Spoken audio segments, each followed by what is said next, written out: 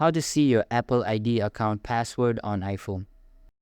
Hey guys, in today's video, I'm going to show you how you can see your Apple ID account password directly on your iPhone. So stick with me till the end to get it done right. So first, swipe down to bring up the search bar. Type in passwords and tap on the passwords app when it shows up.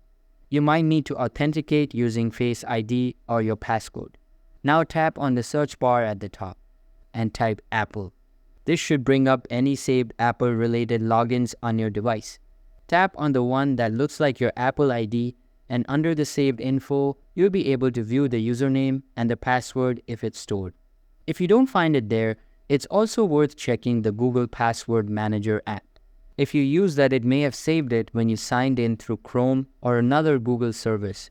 And that's it. If your password is saved, you'll be able to see it without needing to reset anything.